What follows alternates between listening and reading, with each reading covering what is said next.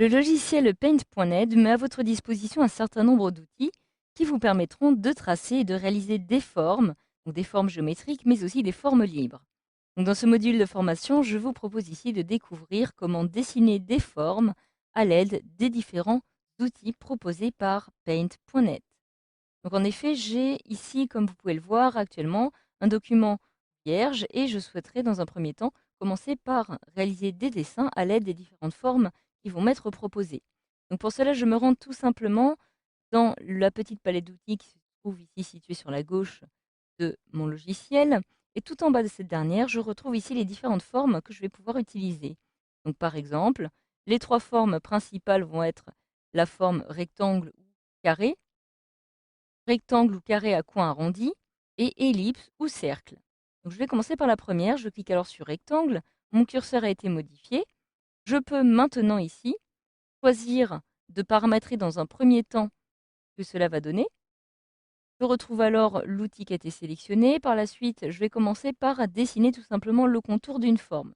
Donc dans quel cas j'aurai un dessin avec des contours de couleur noire tout simplement.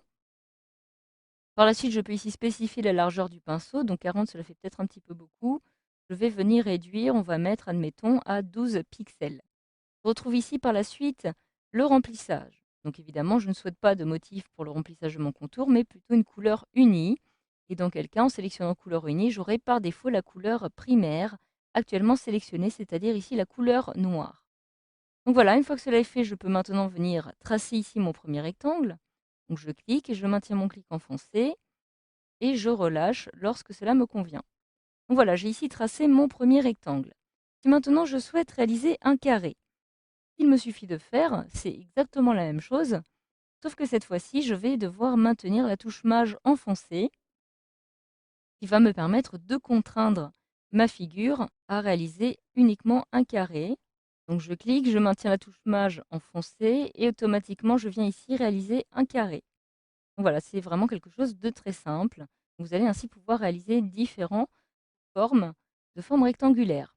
Une fois que cela est fait, vous allez maintenant pouvoir décider de réaliser la même chose, mais cette fois-ci sous forme d'arrondi. Donc en cliquant ici sur rectangle à coin arrondi, je peux maintenant réaliser un carré arrondi, toujours en maintenant la touche maj. Et vous voyez que je vais pouvoir réaliser très simplement un petit carré. Alors par la suite, vous retrouvez évidemment la possibilité de réaliser une ellipse. Donc par exemple, pour réaliser une petite ellipse, je clique et vous voyez que en maintenant mon clic enfoncé, je peux lui donner la forme de mon choix en fonction de sa hauteur, mais aussi de sa largeur. Donc je relâche une fois que cela me convient. Pour réaliser un cercle parfait, il me suffit de réaliser tout simplement la même chose, mais toujours en maintenant la touche maj enfoncée, ce qui va me permettre de contraindre à la réalisation d'un cercle. Donc voilà ici pour les différentes formes géométriques disponibles. Vous retrouvez aussi par la suite la possibilité de créer des droites et des courbes.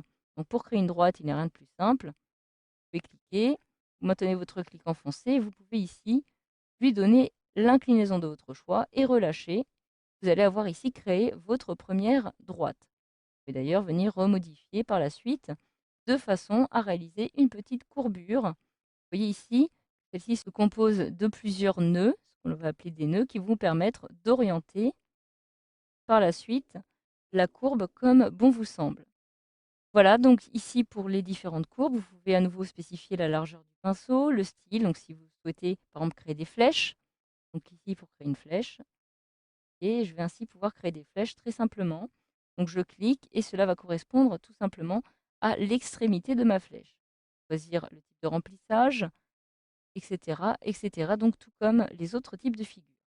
Donc voilà, pour terminer, vous avez la forme libre qui va vous permettre ici de créer la forme de votre choix. Donc admettons ici que je souhaite créer par exemple un petit triangle. Je clique, je maintiens mon clic enfoncé et je viens dessiner la forme de mon choix. Alors par contre ici, j'ai un petit peu trop tremblé. Donc le triangle n'est pas parfait, mais c'est vraiment quelque chose qui va vous permettre de réaliser la forme de votre choix. Donc maintenant, pour créer une étoile, je vais pouvoir le faire directement de cette façon et cela va être considéré comme une forme.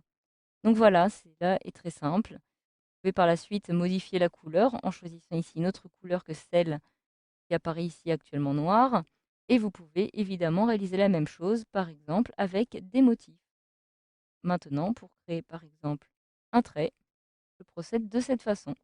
Donc voilà, vous savez maintenant, grâce à ce module de formation, comment dessiner des formes avec votre logiciel Paint.net.